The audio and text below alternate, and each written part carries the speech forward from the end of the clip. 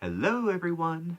So, I had something kind of on my mind today, and it came to me. I was outside on my lunch break, and I was talking to a couple of women who work in a different department, and I don't see them every day. I see them maybe once every week and a half or so, and we got chit chatting about weight, and one of them complimented me and said, "Oh, you've lost so much weight," and then I was talking about what my target weight was going to be, and they were like, "Oh, you're pretty tall. That's kind of thin."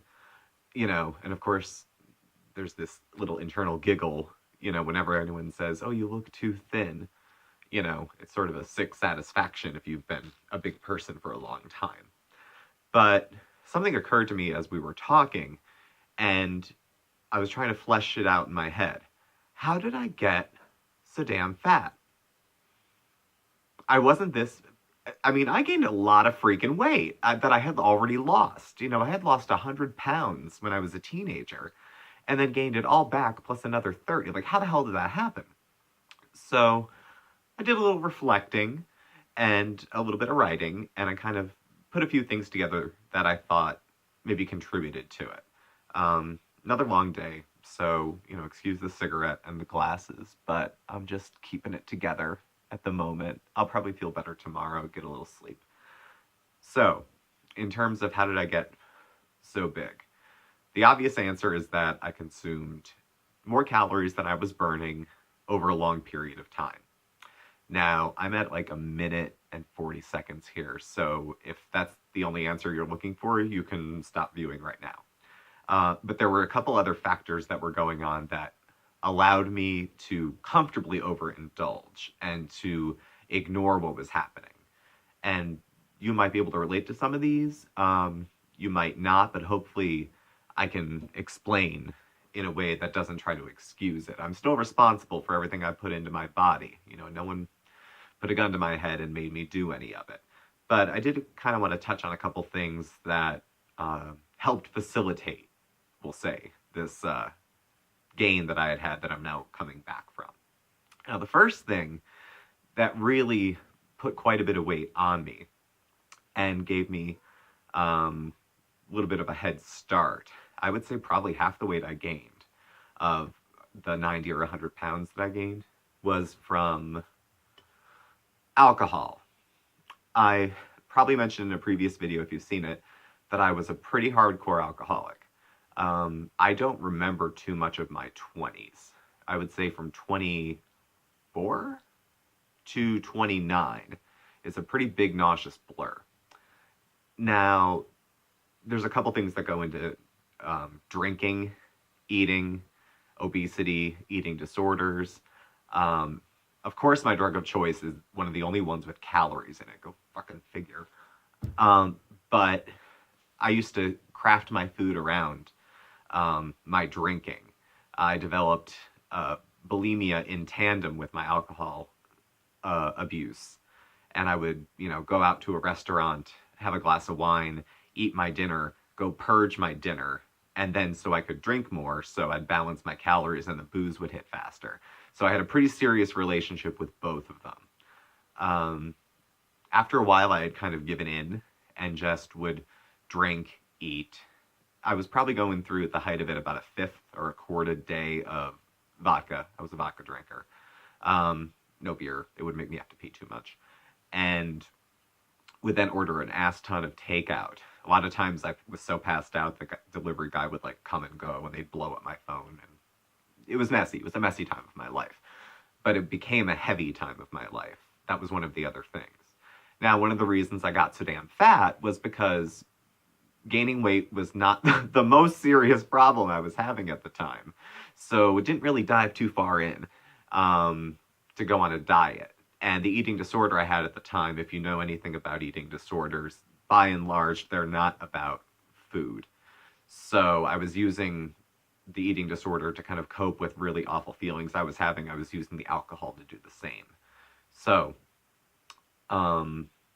yeah, so that was the first big part of what put on quite a bit of weight.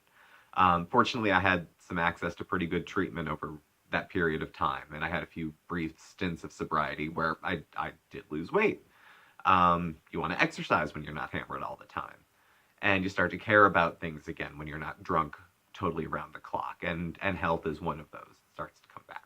So another thing that kind of contributed to gaining a little bit of extra weight beyond my baseline, and that would be medications. Yes, medications. In 2009, I was diagnosed with bipolar type 1. And rapid cycling was a little caveat that was added later. So I take a combination of medications and had made a number of lifestyle changes to manage it. It's more or less in remission. It's not disabling. I'm able to go about my business. I can function at a level that's acceptable to me, and that's pretty good, you know. But the medications, every medication has a side effect or a potential side effect. And medication I grabbed is one of the ones that I take now. I'll probably do another video about medications. I think it affects a lot of people. It might not be the kind of thing most people are comfortable talking or sharing about. I kind of don't care. I part of this is something I do for a living, so I got no shame in my game with that. The medications I take that can deal with weight a little bit without getting super into it is antidepressants, especially some of the SSRIs I take, like Prozac, Celexa, Lexapro, medications like that. That kind of stalled weight loss that I had been doing before, or made it easier to gain a little bit. And then there's another class called antipsychotics. The newer ones are atypical antipsychotics. If anyone knows better than me, I'm not trying to be so super smart. If you have better information than I do, or I'm giving out wrong information, drop something down below, and we'll make sure it's square away. I don't want to spread nonsense or fake news. But the atypicals, Seroquel, Latuda, Saffris, Abilify, those meds, sometimes they're paired with a normal antidepressant to kind of juice it up a little bit. There's one that I think is used as its own therapy for bipolar disorder, and then sometimes the other ones are paired with antidepressants, mood stabilizers, and other different medications to help control what's going on. So that's one of the medications I take. Side effects. They're not weight neutral. If you look at the studies, it says may cause weight gain. That's misleading. What I found with some of the medications that I had taken is that they really, really increased my appetite. And they increased my appetite for specific things. As an example, one of the medications that I had taken called Seroquel, and it's given out like candy a lot anymore. It's prescribed for sleep, for anxiety, for it's meant to treat, mania and psychosis, I think. But why not spread your audience out? So that made me so damn hungry. It was like such good weed. That's what it made me feel like. It gave me a little bit of a buzz. I was on pretty high doses, and I took most of my meds at night so I could sleep off the side effects, and made me extremely hungry. And there was no sense of fullness no matter how much I ate. So I was trying to satisfy some hunger. And everything was taste magnified too. So whatever part of the brain that THC hits, or whatever part of marijuana that makes you hungry, it felt like it was tickling the same place. And I would eat and eat and eat. The first night I took it, I was home, and I didn't realize that I was craving something so sweet. I ended up making an entire bowl of brownie mix and eating it with a spoon. So, yeah, to say that I'm accountable for what I put in my mouth, absolutely. No one made me do that. But it was extremely out of character that I would feel so compelled to do that. So, So now that I'm in a place that I'm losing weight, I've got to work against these things. So what am I doing now in terms of the booze and the pills and the overeating? Well, for the overeating, I might have said this quite a few times, but I'm doing the intermittent fasting thing. So I've got a window of 8 hours where I eat during the day. My calorie limit at the moment is 1,500 calories. And that's been pretty steady.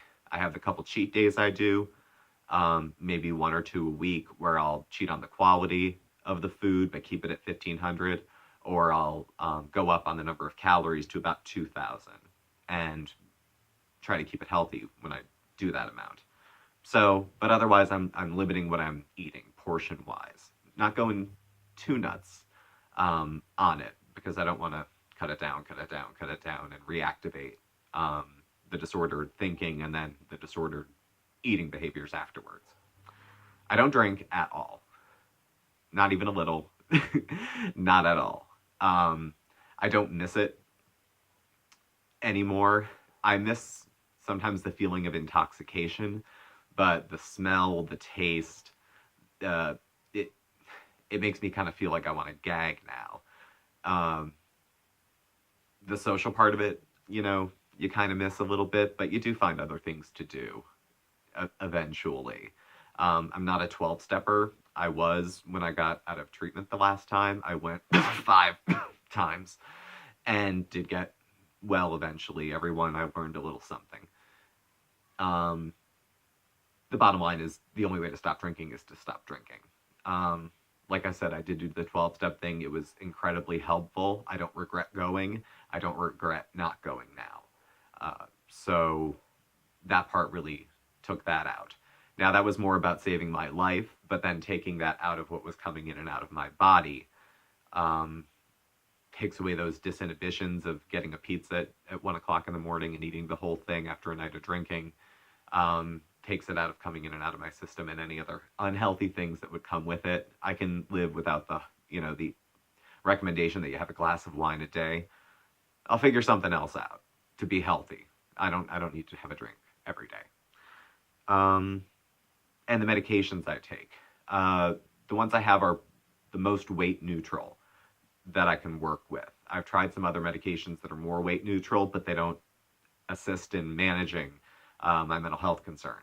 So that's really priority one, is to manage that, because that's the thing in my life that's the most disruptive if it's not tended to. So if a sacrifice had to be made, sanity versus waistline, and there was no other option, I'd have to go with sanity and just learn to live with it. Right now I'm in a place where I can have both if I put some work into it. So in order to stay on a manageable but lower dose of the medication so I don't deal with the huge side effects, I have to do more of what sometimes I call personal medicine, and do the lifestyle changes and, routines and other things to help me stay well. So I don't have to rely as heavily on the pills. So that's about what I guess that's why I got fat.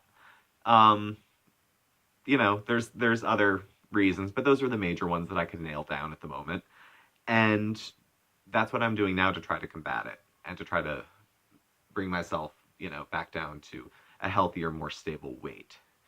So kind of just what I was having stuck on my mind on a Friday afternoon. I was in the car today quite a bit. It was very much a day on the road at work, and I'm kind of over it.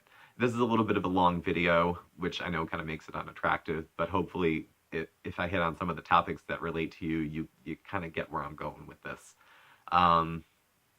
And that's pretty much it. So thanks for tuning in, and I'll catch up with y'all soon. Definitely by the middle of next week. Another weigh-in Wednesday coming up. So the latest, I'll see you then.